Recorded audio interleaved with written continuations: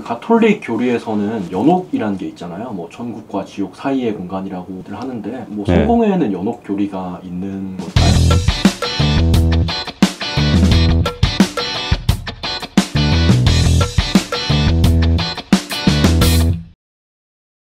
성공회로 오시는 많은 교우분들, 특히 개신교 경험을 하신 후에 성공회나 또한 천주교회에 문을 두드리시는 분들이 질문하는 것 가운데 하나가, 그리고 아주 많은 질문을 던지는 주제 가운데 하나가 연옥이라고 하는 것입니다. 연옥이라고 하는 것을 아주 간단하게 설명하면 지옥에 가기는 조금 덜하고, 이 구원을 받기에는 역시 그 믿음과 그 믿음의 생활 이런 부분들이 좀 덜해서 어느 중간지대에서 잠깐 동안 좀 머물면서 그 영혼이 정화되는 그런 곳을 말하는 것인데요. 이런 생각들이 성서에, 성경의 말씀에 위배되지는 않는가 하는 그런 의문들이 많이 있습니다. 실제로요, 16세기 종교개혁에서는 개신교의 대부분은 이 연옥이라고 하는 교리의 가르침에 대해서 극구 반대를 했습니다. 성공회도 마찬가지입니다. 성공회 39개 신앙신조가 16세기에 나오고 또한 17세기에도 개정되어 나왔었는데, 거기에서도 연옥에 대해서 대단히 강하게 반대하는 모습을 볼 수 있습니다. 특별히 연옥, 성상숭배 또는 성인을 통한 기도 전체를 합쳐서 중세 로마 가톨릭 교회의 잘못된 관습이라고 하고, 성서와는 전혀 관계없는 가르침이라고 아주 못 박아 두듯이 그렇게 하고 있거든요. 사실 연옥에 대한 이해가 성서적이냐라고 하는 부분에 대해서는 논란이 있습니다. 실제로 로마 가톨릭 교회에서는 구약 성서의 외경인 마카베오서에 근거해서, 신약 성서에서는 베드로의 편지 가운데에서 어떤 그 작은 근거를 찾아서 설명하려고도 합니다. 그러나 그 내용이 실제로 우리 그리스도교의 신앙 사상과 아주 분명하게 맞는지, 성서에 명확한 근거가 있는지에 대해서는 여전히 논란이 많은 것이 사실입니다. 그래서 이 부분은 조금 다른 식으로 접근을 해봤으면 좋겠습니다. 연옥이라고 하는 생각 자체가 시작된 연유와도 관계가 되어 있는 이야기이거든요. 여러분에게 한번 질문을 던져보죠.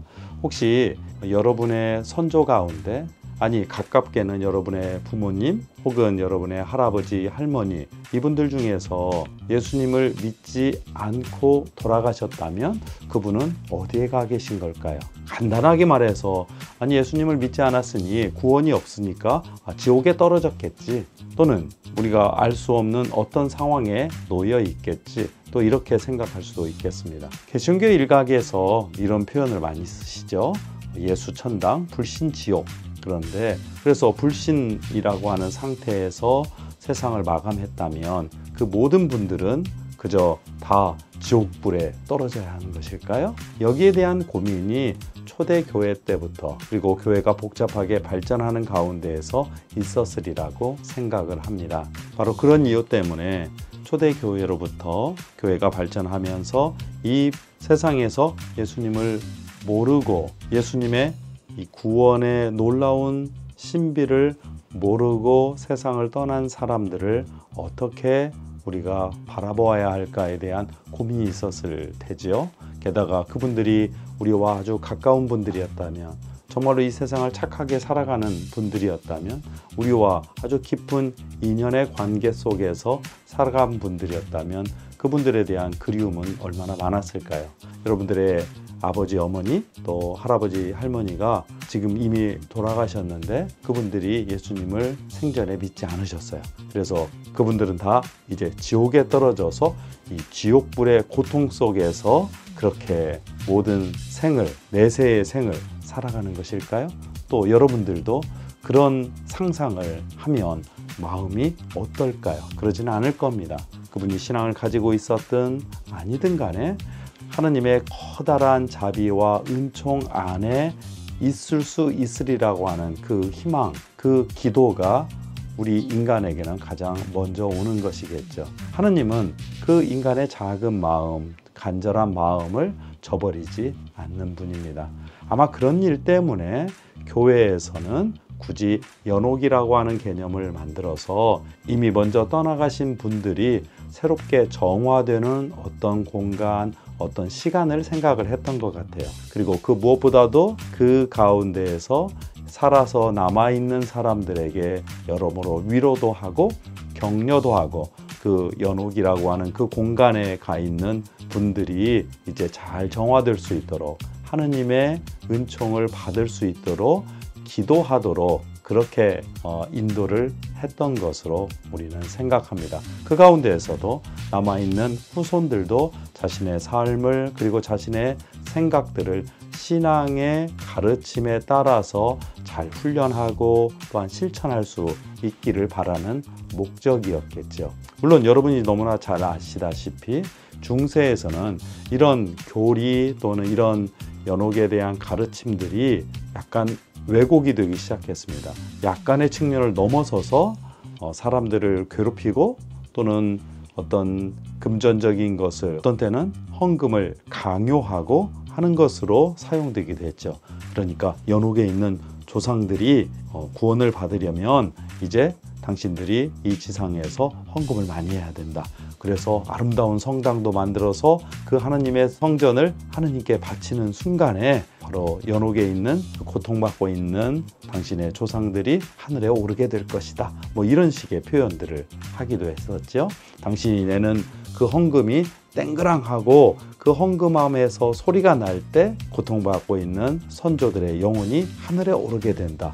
이런 조금 황당무계하고 미신적이고 그리고 무엇보다도 이 금전적인 거나 이런 탐욕에 근거한 가르침으로 오용되는 일이 더 많았습니다. 그런 점에서 16세기 정말로 감정적으로 교회가 서로 분열되고 서로 싸우던 시기에서는 연옥에 대해서 아주 극심한 반대가 있었던 것이 사실입니다.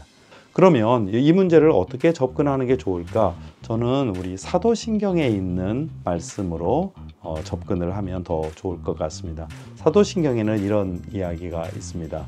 예수님께서 십자가에 고난받으시고 죽으신 후에 죽음의 세계에 내려가셔서 거기에서 많은 사람들을 구원하셨다라고 하는 이야기입니다. 그런데 이상하게도 그리스도교의 많은 교단의 사도신경에서는 이 죽음의 세계에 내려가셨다라고 하는 그 부분을 아예 삭제하고 사도신경을 외웁니다. 그건 좀 이상한 일이죠. 그렇다면 그 죽음의 세계에 하느님께서도 여전히 구원의 손길을 펼치신다라고 하는 그 이해가 대단히 좁아져 버릴 가능성이 높은 것이죠. 우리가 이것이 연옥이다, 또 연옥에 대한 교리, 그것에 대한 반대와 찬성의 문제를 넘어서서 이것이 원래 살아남은 사람들 그리고 사랑하는 사람들에 대한 그리움과 그 사랑에 대한 사목적인 보살펴임의 목적이 있었다는 것을 한번 생각하고요. 그리고 우리의 삶도 그처럼 언제나 단련할 수 있었으면 좋겠다라고 하는 그런 생각이 있었으면 좋겠습니다. 게다가 주님께서는 그 죽음의 세계까지도 그것이 연옥인지 또 다른 세계인지는 우리가 정확히 알 수 없습니다만 하느님께서 구원의 역사 속에서 예수님이 그 죽음의 세계까지도 펼쳐지셔서 그 손길로 우리 모두를 우리 인간을 구원하신다는 그 사실에 원래의 중요한 의미가 있다는 것을 되새겼으면 좋겠습니다. 성공의 연옥 교리가 없다면 연옥으로 인해서 발생하는 죽은 자들을 향한 기도라는 개념 자체가 무의미해지는 게 아닐까. 우선 성서에서 죽은 자들을 위해서 기도해 달라라고 하는 말이 앞서 말했던 대로 마카베오 하서에 나와 있습니다. 그리고 우리들은 모두 다 죽은 자들을 위해서 기도한다라고 하는 어떤 신앙의 실천을 초대교회부터 지금까지 해왔습니다. 사도신경에 이 성도들의 상통이라고 하는 그런 표현이 나오는데요. 그 표현 속에서도 이미 그 성도들은 죽은 신자들을 먼저 생각을 하는 것이고요. 천상에 오른 신자들 또한 하느님의 구원 사건 안에 포함되어 있는 그 모든 이들을 가리키는 말이기도 합니다. 물론 거기에서 믿지 않는 사람들 또는 믿는 사람들을 어떻게 우리가 구분할 것이냐 하는 것은 또 다른 논쟁거리가 될 것 같아요. 앞서 말씀드린 대로 연옥에 대한 이야기의 출발은 마카베오서 하에 나와 있는 대로 죽은 사람들을 위해서 기도해달라는 그 요청에 근거하기도 합니다. 그러나 그 성서의 근거를 넘어서서 우리가 어떻게 한 사람의 삶을 기억하고 또한 생각하는 수 있느냐, 이것도 대단히 중요한 문제이겠죠. 그것은 기도라고 하는 것을 너무나 제한하여서 누군가를 위해서 기도한다, 또 누군가가 어떤 혜택을 받기를 위해서 기도한다를 넘어서서 우리와 함께 살다가 떠난 분들에 대한 그리움과 그 기억, 이 모든 것이 별세한 이들을 생각하고 기도하는 내용에 포함되어 있다고 그렇게 생각을 합니다. 그러니 굳이 어떤 연옥 또는 지옥, 천상이라고 하는 것을 설정하지 않더라도 우리의 기억 속에서 함께 살아가고 있는 이들을 위해서 생각하고 또한 기도하는 일이 가능하다고 우리 그리스도인들은 믿습니다.